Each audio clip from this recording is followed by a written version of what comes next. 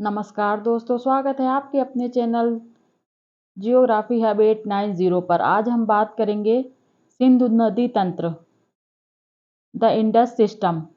इस क्रम की नदियां पश्चिमी हिमालय का जल अरब सागर में प्रवाहित करती हैं। सिंधु का अर्थ है सागर। बाढ़ के समय यह नदी सागर जैसी विशाल हो जाती है। यह विश्व की सबसे बड़ी नदी द्रोणियों में से एक है। इस नदी तंत्र में सिंधु सबसे बड़ी नदी है। झेलम, चिनाब, रावी, व्यास, सतलज इसकी सहायक नदियां हैं। सिंधु का उद्गम स्रोत तिब्बत में मानसरोवर झील के निकट लद्दाख श्रेणी के उत्तरी भाग में है। कैलाश शिखर के उत्तरी भाग में सिंगी, खंबाब और दक्षिण से गरतंग चू नदियां आकर इसमें मिलती हैं। इस महान नदी को अलिंग, कांगड़ी, तिरचमिर, मसेर ब्रह्म, केंटू, रकापोसी, नंगा पर्वत आदि शिखरों से हिम नदियों का जल प्राप्त होता है। सिंधु नदी लद्दाख श्रेणी के उत्तरी भाग में लगभग 300 किलोमीटर बहने के पश्चात श्रेणी को छांगड़ा स्थान पर पार करती है एवं दक्षिणी भाग में लगभग 400 किलोमीटर तक प्रवाहित होकर स्कार्डू के निकट लद्दाख को पुनः काटती है। नंगा पर्वत का चक्कर लगाकर दक्षिण पश्चिम की ओर मुड़कर यह नदी हजारा प्रदेश को पार कर पंजाब के मैदान में उतरती है। सिंधु की अनेक सहायक नदियां हैं। जास्कर नदी का उद्गम जास्कर श्रेणी में है। ट्रांस नदी जोजिला दर्रे एवं देवसाई मैदान के उत्तरी भाग से आती है। श्योक का उद्गम कराकोरम के उत्तरी भाग में है। सिगार का उद्गम केटू के दक्षिणी ढाल एवं गिलगित का उद्गम कराकोरम के पिछले भाग में होता है। अटक के निकट पर्वतों को छोड़ मैदान में आ जाती है, जहां दाईं ओर से इसमें काबुल नदी आकर मिलती है।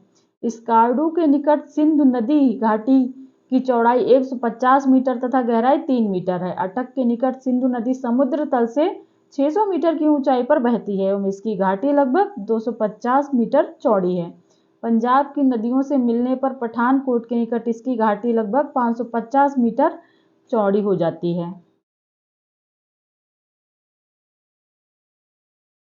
पंजाब की नदियों से मिलने पर पठानकोट के निकट इसकी घाटी लगभग 550 मीटर चौड़ी हो जाती है। सिंधु नदी की कुल लंबाई 3880 किलोमीटर तथा अपवाह क्षेत्र 9.6 लाख वर्ग किलोमीटर है।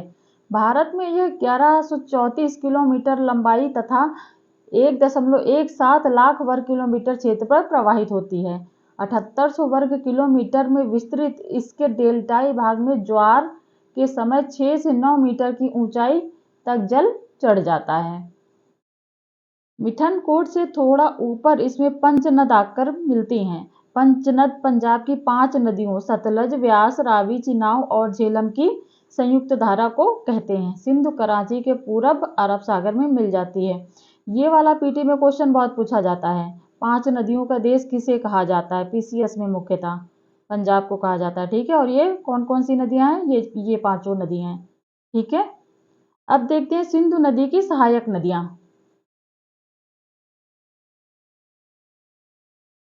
नंबर 1, सतलज नदी।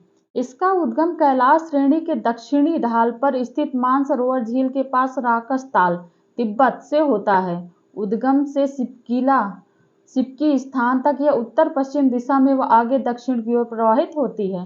तिब्बत में इसकी घाटी अत्यंत सक्रिय एवं पार्श्व खड़े ढालयुक्त हैं। सतलज नदी जास्कर श्रेणी को सिपकी स्थान पर काट कर भारत में प्रविष्ट होती है। हिमाचल प्रदेश में खाब नामक स्थान के निकट स्पीति नदी में इसका संगम होता है। सतलज के सकरे खड्डे 900 मीटर से अधिक गहरे हैं। शिवालिक श्रेणियों को यह रूपड़ के निकट पार करती है, जहां इस पर भाखड़ा नंगल बांध बनाया गया है। ये पूछा जाता है भाखड़ा नंगल बांध किस नदी पर है या किस राज्य में है, ये क्वेश्चन। ठीक है, इसको मार्क कर लीजिए। कपूरथला के दक्षिण पश्चिम कोने पर यह व्यास नदी से मिलती है तथा संयुक्त धारा पठानकोट के पास सिंधु से मिलती है। भारत में इसकी लंबाई 1050 किलोमीटर, अपवाह क्षेत्र 24,000 वर्ग किलोमीटर में विस्तृत है। यह एक पूर्ववर्ती नदी है जो हिमालय को काटकर सिपकीला दर्रा से होकर भारत में प्रवेश करती है। दूसरी सहायक नदी है चिनाब नदी। लाहुल के बड़ा लाचा दर्रे के विपरीत दिशा में चंद्रा और भागा नामक दो नदियों के रूप में हिमनदों से निकलती हैं। ये दोनों केलांग के निकट तांडी नामक स्थान पर मिलती हैं। ये महान हिमालय व पीर पंजाल श्रेणियों के मध्य हिमाचल के चंबा जिले में उत्तर पश्चिम की ओर प्रवाहित होती हैं।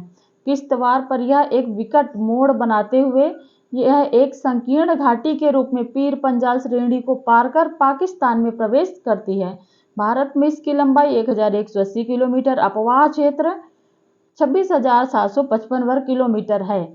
चिनाव सिंधु की सबसे बड़ी सहायक नदी है। सिंधु की, अब ये क्वेश्चन यहाँ पे पीटी का बन गया कि कौन सी नदी सिंधु की सबसे बड़ी सहायक नदी है, तो चिनाब नदी है। और ये सारे जो है ऑप्शनल के संदर्भ में है, जैसे अपवाह क्षेत्र हो गया, लंबाई हो गई, तो इसमें और दर्रे हो गए, गार्ज, घाटियां, ये सब जो दर्शाई है ये सब ऑप्शनल की दृष्टि से है। ठीक है, तो इसको अच्छे से पढ़ लीजिएगा। अब देखते हैं तीसरी सहायक नदी।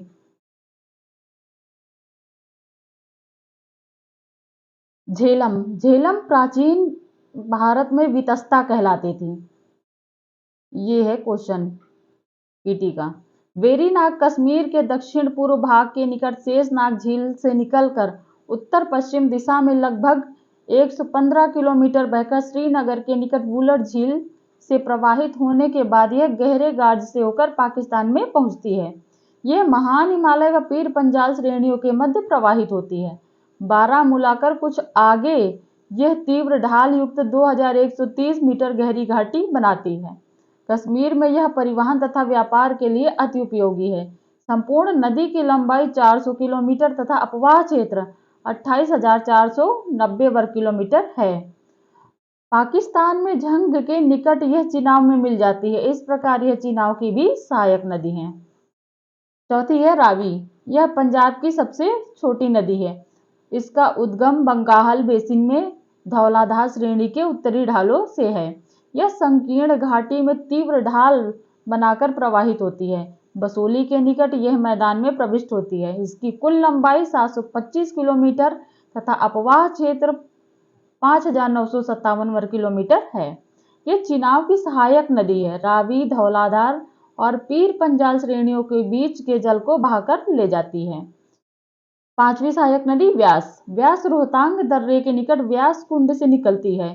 कोटी व लारजी दर्रों से प्रवाहित होती हुई धौलाधार श्रेणियों को काटकर हिमाचल प्रदेश में कुल्लू, मंडी व कांगड़ा जिलों में बहती हुई कपूरथला के निकट हरिके नामक बैराज नामक स्थान पर सतलज से मिलती है। इन दोनों के संगम हरिके बैराज से भारत की सबसे लंबी नहर इंदिरा गांधी नहर निकाली गई है। यह 470 किलोमीटर लंबी है तथा इसका अपवाह क्षेत्र 25,900 वर्ग किलोमीटर में विस्तृत है। झेलम, रावी, चिनाव मुल्तान के निकट मिलती है। मुल्तान से 45 किलोमीटर दक्षिण पूर्व में व्यास नदी भी मिलती है। सरस्वती, इसका देखते हैं क्या है। सरस्वती का उद्गम हिमाचल प्रदेश के सिरमौर जिले की शिवालिक पहाड़ियों में है। भवानीपुर के आगे कुछ दूरी तक मरुभूमि में विलुप्त होकर यह पुनः करनाल के निकट उभरती है। घग्गर नदी का उद्गम भी इसी प्रदेश में होता है। यह पटियाला में रसूला स्थान पर सरस्वती से मिलती है। इसके आगे यह नदी हकारा या सोतार कहलाती है, जो एक शुष्क घाटी के रूप में विद्यमान है। सरस्वती नदी बीकानेर में हनुमानगढ़ के निकट मरुभूमि में लुप्त हो जाती है। ऐसा अनुमान है कि प्राचीन भारत में यह एक विशाल नदी रही होगी। इसकी घाटी में सिंधु घाटी सभ्यता के अवशेष पाए जाते हैं। ये सरस्वती नदी का है।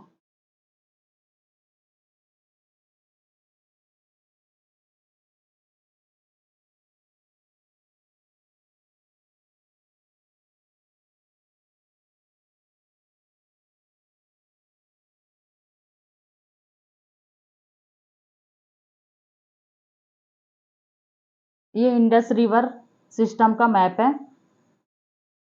इसमें सब यहाँ से निकलती है और यहाँ पे अरब सागर में गिरती हैं, और ये पूरा भारत और ये पाकिस्तान में। ठीक है, और ये आजकल चर्चा का विषय बहुत है। चिनाब नदी का पानी कभी सिंधु पूरा पूरा सिंधु नदी तंत्र है ना। हाल का चर्चा है पहलगाम हमले की वजह से, इसलिए इसको ध्यान से पढ़ लीजिएगा। अब आगे के नदी तंत्र अगले वीडियो में। तब तक के लिए नमस्कार, धन्यवाद।